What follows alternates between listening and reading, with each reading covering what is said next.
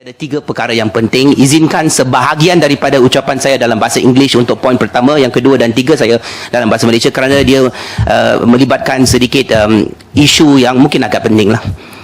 Dato', I have been a resident of Petaling Jaya for 43 years.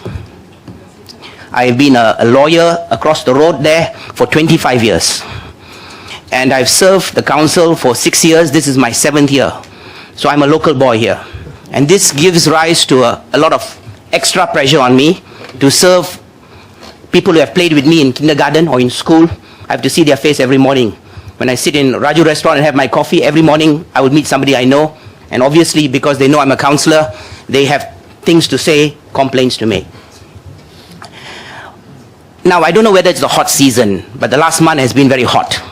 It's been hot. Councillors have received emails, and quite surprisingly, the first time in 6-7 years serving in the council, I received an email by a gentleman, a resident, not a young person, and there were swear words on it. It was very rude, it was very rough, it was very angry. And the man, I know the man, of course he didn't send it to me, it was addressed to the mayor, and it copied to all the councillors, but he's not the kind of man you would expect to engage in four-letter words and rude shouting. Obviously, something was hurting him a lot, and he was very, very angry. Now, I want to share my experience with the Ali Majlis in this room, so you understand what has been going on in the last 1.5 months. About a month ago, my wife was in the house, and an MBPJ contractor who's dealing with the collection of garden refuge came up to her and asked her for 50 ringgit to clear some garden refuge outside the house. I comply with all quantities of garden refuge. In fact, my house, I've got joint houses there, and I don't throw on that one. So it's a fair amount that is being thrown, and asked for 50 ringgit. Of course, my wife said, "No way. Why should we pay you 50 ringgit?" You know, and that's it.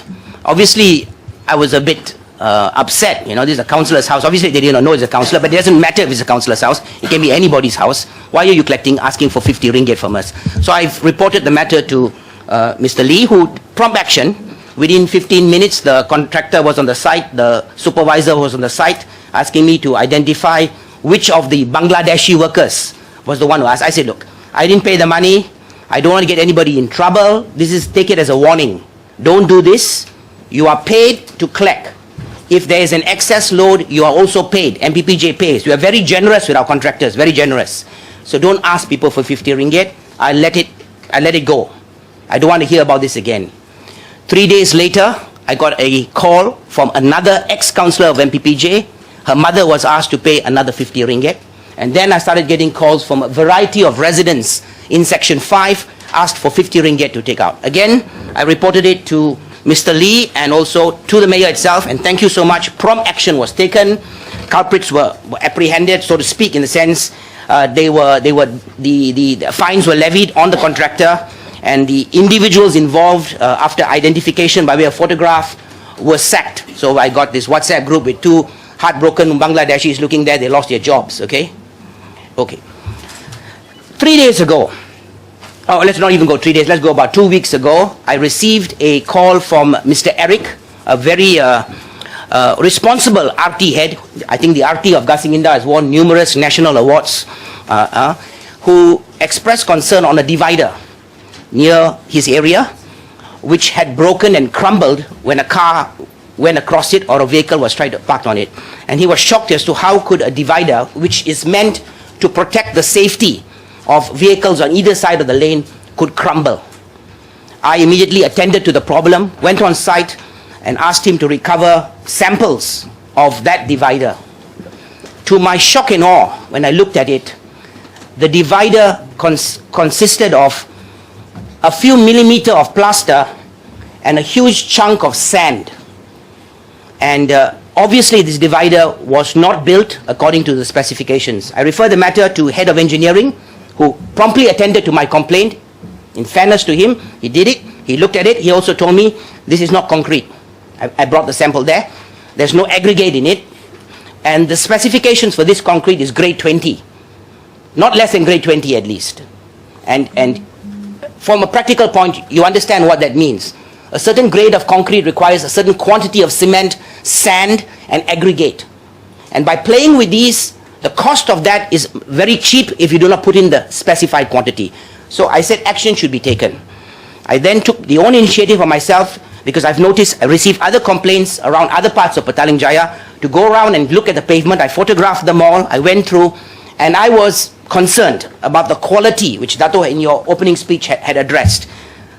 Why is the quality like this? We are paying what is fair market value, and there's no value for money. The Auditor General recently said all procurements must be value for money. And the first thing in value for money is honesty. When you are asked to do a job, these are the specifications. I'm not talking about the difference between grade 20 and grade 18 or grade 15. I'm talking the difference between grade 20 and grade 0. To me, it was a simple case of cheating. As a lawyer of 25 years, you try to claim on something you did not do, knowing full well it was not up to the specifications, claim money from the City Council. That's cheating. Even if we did not pay, that is attempted cheating. It's a criminal offense, and I take it seriously. So I've asked that all the relevant structures be sampled, the relevant cube tests when we do these kind of work after 7 days, 14 days, 30 days. There are certificates that are required to be given under the BQ. These must be done as part of that pemantauan process, selaraskan, whatever the supervision process that has to be done. So I then understand action. Some action has been taken. The contractor, I was told, was not paid, and the divider has been demolished at the moment. I do not know what further action can be taken. It may be a matter that may have to be referred to audit, and that's a matter for the council to decide. 3 or 4 days ago, another incident happened to me. Again, my house. I don't know why my house attracts all these people. Maybe it's not a big house, it's not a big house. A contractor dealing with roads came, the tarring contractors now doing Jalan Gasing, a contractor came with a lorry and asked my wife for 200 ringgit to tar from the road to my gate. Now, there's no tarring going on in my area there. So this tar is coming from somewhere else. Okay, and asked for 200 ringgit to tar to my gate. Of course, they don't go to hell. We're not going to pay you 200 ringgit. And I immediately received a call from a resident from Gasing, Jalan Gasing, ex-police officer, distinguished police officer. In fact, he was the personal police officer to protect the Queen when she comes to Malaysia, retired. And he told me they're asking him for 200 ringgit also to tar from Jalan Gasing to his gate. And we all know that we have passed a ruling that the tarring, the specs for the job includes up to the gate, simply because the area outside the gate does not belong to the house owner, it belongs to MBPJ. Be that as it may, I received many other calls of 200 ringgit asking. Of course, I reported this again to Pengarah. Okay, he has taken some action, because the next day, everything was started as it was supposed to be, up to the gate. I do not know how many people had paid $200. My issue, Dato, is this. We have been running, not ourselves, but local authority in this country and in Petaling Jaya has been going on from the sanitary boards right up to City Council for over 60 years. Yet, we can't seem to appoint contractors who can do jobs without us having to complain, with us having to look into this thing. And they can't seem to be doing the job, get it right the first time. And I'm concerned about that. I'm not talking about 10 years, I mean 60 years in this game. And we're not asking them to build twin towers. We're talking about very, very basic things cannot be done. And this says a lot about us. As a local authority, our standard should be higher than the private sector as far as doing our job is concerned in infrastructure. Let me tell you why. We don't have to borrow the money. The money is public money in our account. We have no lending risk. We only have a limited job which we do, which is infrastructure, which we are supposed to be experts in by now.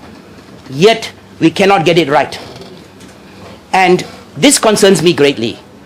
I get a lot of complaints, and the public money is not being utilized and in the way it should be for value for money. And I take this job seriously, because this is not my money. This is people's hard-earned money which they put into our account. And they give us trust that we do the right thing. And we cannot accept this kind of work.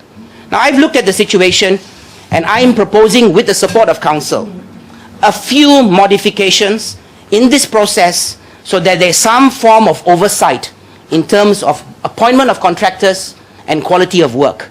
Because the present system is not working. Okay? We get upset today, we get angry, it goes on, somebody opens up another hole there, and things are not done up to specification. I could not understand why a contractor, I pay you money, why can't you just be honest with me and do the job in which you're paid for? And of course, I've asked them themselves, why you do like that? Why you do put sand in? Why you want to cheat public money? You have a living, earn an honest life, and they have their reasons. In fact, I will not repeat these reasons here, but they have some reasons which are of concern to me, but I don't necessarily believe those reasons. But they have raised reasons which would not be proper to mention here. I'm suggesting two things, and with the support of my council, it's not my decision, I'm putting it to you. The first thing is, all BQs, job specifications on awarded jobs, I'm not talking about, okay, this is an open tender, already awarded, already given to the contractor, should be available on the MBPJ website according to zones. So a resident can look at the BQ and say, yes, tarring is to my gate, so please don't ask me for money. The drain is supposed to be 40 meters long, you're supposed to replace 37 pieces, it's there.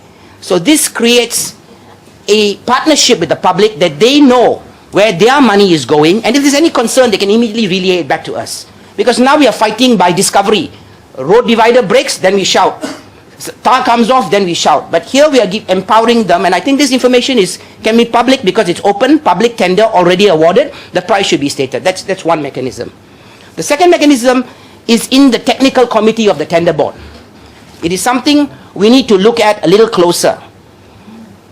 We do not know, when I look on the ground at the equipment being used by the person actually doing the job, in many instances that equipment is not suitable for the job. Curbs is now a very routine in overseas countries. One truck comes in Singapore, look how they do it, but I'm concerned that the contractors do not have the necessary equipment owned by them. So proof of ownership of equipment, registration cards, the workers are employed by them, work permits are necessary documents not only to be looked at by the technical committee, but must be available and looked into, not just the price. I hope with these two measures, of course with the support of Ali Majlis, something policy change, at least I believe the quality of work will be able to be increased, and the supervision, because there is an oversight function. So I leave with those 2 points. I believe that being financially transparent is good for governance. It allows the public to check on us and check on the work we do with their money, and it will not in any way hurt any contractor who is honest, because this is an open tender situation. Thank you.